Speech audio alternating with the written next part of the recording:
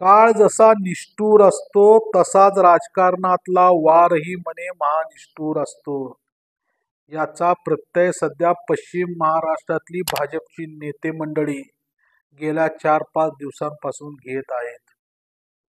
प्रातिनिधिक स्वरूपात आज आपण सोलापूर जिल्ह्यातल्या इथल्या राजकीय परिस्थितीची चर्चा करूया. सध्या सोलापूर जिल्ह्यात 11 पैकी 10 आमदार सत्ताधारी सरकारमधले आहेत आणि 2 खासदार सुद्धा त्यांचेच होते. मात्र यंदाच्या लोकसभेच्या निवडणुकीत इतका दारुण पराभव भाजपचा झाला की सांगता सोय नाही. त्यामुळं आजचा जर ट्रेंड पुढचे 3-4 महिने जर राहिला सप्टेंबर ऑक्टोबर पर्यंत, तर जनतेचा रोष तसाच जर पुन्हा निवडणुकीत जर सामोरं भाजपला जावं लागलं तर कदाचित 15 वर्षांपूर्वीचा जो वनवास होता भाजपला त्या काळी ते भोगत होते, तो वनवास पुन्हा नशिबी येतो की काय अशी भीती आता भाजपच्या कार्यकर्त्यांना नेत्यांना वाटू लागली आहे. काय होतं नेमकं 2009ला त्याचा शोध घेणार आहोत आपण आज लोकमतच्या रिजनल डायरीमध्ये. The story of 2009. मंडळी 2009 साली 2 दिग्गज नेते जे देशाचं नेतृत्व करू पाहत होते या सोलापूरनं खासदार म्हणून दिल्लीत पाठवले.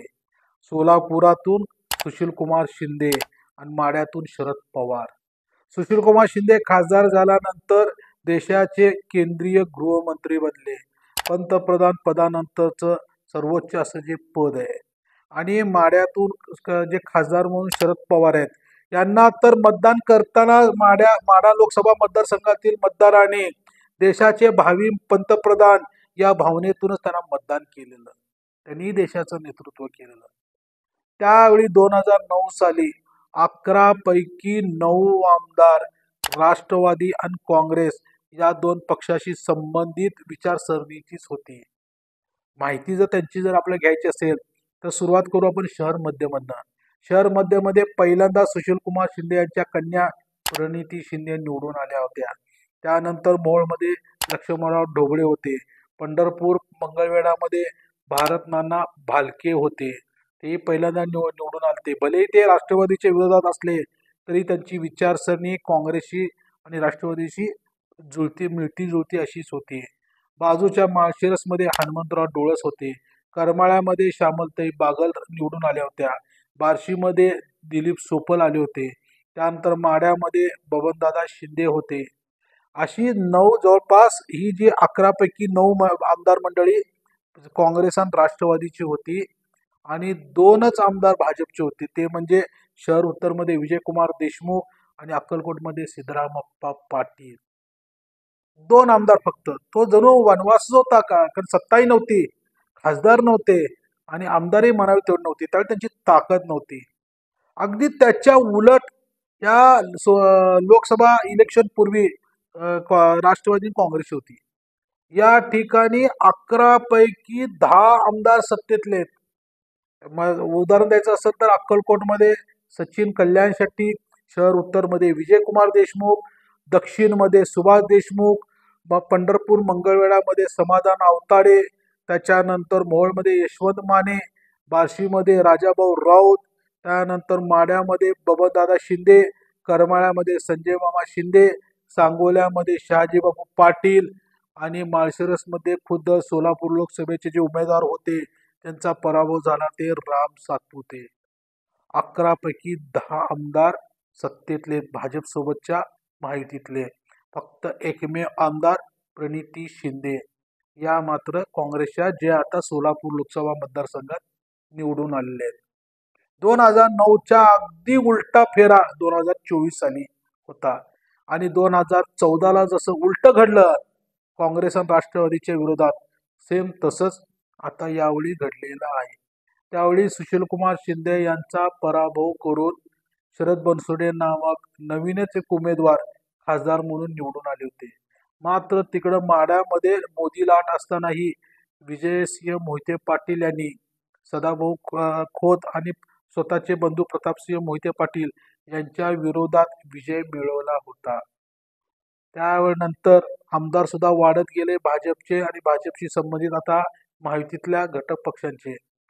मात्र यंदाच्या लोकसभा निवडणुकीत ज्या पद्धतीनं विधानसभा निहाय जर आकडेवारी बघितली, मताधिक्य बघितलं, अत्यंत धक्कादायक अशी परिस्थिती भाजपसाठी आहे. आकडे किती भयंकर आहेत. मोहोळमध्ये 63,000, पंढरपूरमध्ये 45,000, सगळे 50,000च्या वरचे आकडे माड्यामध्ये असतील. त्यानंतर 40, 41, 42 असे आकडे बार्शीमध्ये आहेत. फक्त नाही म्हणायला तेवढं फक्त सांगोल्यामध्ये तेवढं जवळपास 4,500चं लीड निंबाळकरांना मिळालं. ते सुद्धा शेवटच्या काळात शेकापचे काही नेते कार्यकर्ते प्रचारापासून नाराज होऊन दूर गेले असं जे सांगितलं चाललंय, अशी जी चर्चा आहे. आणि एकीकडे एक मोठा समाज राष्ट्रवादी शरद पवार गटासोबत गेल्यामुळे दुसरा जो त्या तालुक्यातला मोठा समाज आहे तो ऑटोमॅटिक भाजपसोबत गेला. त्यामुळे त्या ठिकाणी लीड मिळालं असं जे सांगितलं जात आहे. त्यामुळं तिथं थोडंफार लीड मिळालं. आणि बाकीचे राहिले जे दोन मी तुम्हाला सांगितलं, अक्कलकोट आणि शहर उत्तर. शहर उत्तरमध्ये 50 अपेक्षा होती विजयकुमार देशमुख गटाला, तिथं 33,000चं लीड मिळालं. आणि अक्कलकोटमध्ये सचिन कल्याण शेट्टी यांना 30,000, 35,000, 25,000 अशी जी अपेक्षा होती लीडची, तिथं त्या ठिकाणी त्यांना फक्त 10-11,000चं लीड मिळालंय. दक्षिणमध्ये सुद्धा काँग्रेसला लीड मिळालंय. राहिला विषय फक्त मध्यमध्ये, ज्याच्यावर आपण वेळोवेळी चर्चा करत आलो आहोत आणि करणार आहोत. त्या ठिकाणी मात्र फक्त 900चा लीड काँग्रेसला मिळालेला आहे. असो, तर ही जे 30,000, 40,000, 50,000चा एवढा लीड जो काँग्रेसला आणि राष्ट्रवादीला जो मिळालेला आहे सोलापूर जिल्ह्यात या आमदारकीच्या ह्याच्यात, हा जर ट्रेंड जर असा राहिला तर फक्त अक्कलकोट आणि शहर उत्तर या ठिकाणी दोनच ठिकाणी भाजपचे उमेदवार निवडून येऊ शकतील अशी शक्यता आजच्या क्षणी आपण वर्तवू शकतो. पुढच्या 3 महिन्यामध्ये 90 दिवसामध्ये वातावरण फिरवण्यात जर भाजपला आणि सरकारला यश आलं तर तेव्हाची गोष्ट वेगळी. आज आपण आजची गोष्ट बोलतोय. आणि राहिला विषय सांगोल्यामध्ये सुद्धा आता आजपर्यंत शहाजी बापूंनी शरद पवार असतील, त्यानंतर विजयदादा असतील किंवा उद्धव ठाकरे असतील, संजय राऊत असतील, यांच्याबद्दल भावनेच्या भरात आक्रमक होऊन ज्या पद्धतीनं खालच्या पातळीवर जाऊन शिवराळ भाषेची त्यांच्यावर टीका केली आहे, मला आता असं वाटत नाही की त्यांचे कार्यकर्ते पवार, ठाकरे आणि मोहिते पाटलांचे शहाजी बापूंचा यावेळी कार्यक्रम करेक्ट केल्याशिवाय राहणार नाहीत. मंडळी, ही जेव्हा तुम्हाला सांगत होतो तेव्हा भाजपनं आता आत्मचिंतन सुरू केलेलं आहे की आपला पराभव नेमका का झाला, आपल्या चुका काय झाल्या. त्यांना वेळ लागेल. त्याच वेळी अजून एक घटना मी तुमच्या समोर आणतोय आजच्या भागामध्ये. ज्या दिवशी निकाल लागला 4 जूनला, त्यानंतर संध्याकाळी काँग्रेस भवनमध्ये सोलापूरच्या जणू दिवाळी साजरी झाली. शेकडो कार्यकर्ते तिथं जमले, कारण 10 वर्षानंतर 2 पराभवानंतर पहिल्यांदा असं यश, साधं सुद्धा पण नाही, घवघवीत यश पाहायला मिळालं. त्यावेळी बोलताना शिंदे, सुषमा शिंदे, प्रणिती शिंदे यांना खूप भरून आलं होतं. जणू त्यांच्या डोळ्यामध्ये आनंदाश्रू सुद्धा आले होते. त्यावेळी बोलता बोलता प्रणितीताई बरंच काही बोलून गेल्या. त्यामुळे थोडंसं कार्यकर्ते गोंधळले. प्रणितीताई म्हणाले की बोलता बोलता विषय वेगळीकडे गेला की हो, मला इलेक्शनच्या काळात राग होता, मात्र मी त्याबद्दल आता तुमची माफी मागते, मला तुम्ही क्षमा करा आणि यापुढे मी माझा स्वभाव नक्की बदलेन असा मी तुम्हाला शब्द देते. आणि यापुढे जर माझ्याकडनं काही चुका झाल्या तर नक्की माझा कान धरून तुम्ही मला सांगू शकता असं त्यांनी खुद्द कार्यकर्त्यांना सांगितलं. कार्यकर्त्यांना अशा भाषेची आजपर्यंत कधीच सवय नव्हती.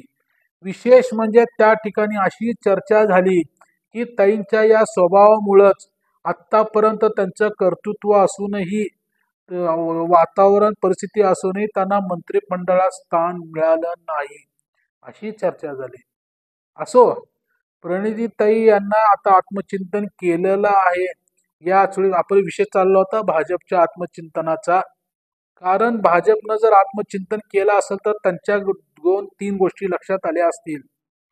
नवीन टीम तयार करण्याच्या नादामध्ये ज्यांनी पूर्वी पक्ष बांधलाय, पक्ष मोठा केलाय, त्या मूळ नेत्यांना, मूळ कार्यकर्त्यांना बाजूला सारण्याचं, कोपऱ्यात ठेवण्याचं चूक यापुढं करायची नाही, हे भाजप नेत्यांच्या आता नक्कीच लक्षात येऊ लागलंय.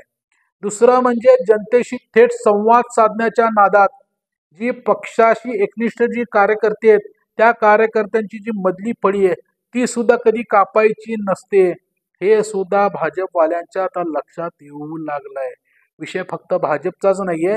भाजपला ज्या चुका भोवल्या ते कदाचित चाणाक्ष प्रणितीताईंच्याही लक्षात आले असल, म्हणून त्यांच्या तोंडी ही भाषा आली की यापुढे माझं जर काय चुकलं तर तुम्ही मला नक्की सांगा, मी माझा स्वभाव बदलायला तयार आहे. होऊन जाऊ दे आजच्या या या विषयावर नक्की चर्चा.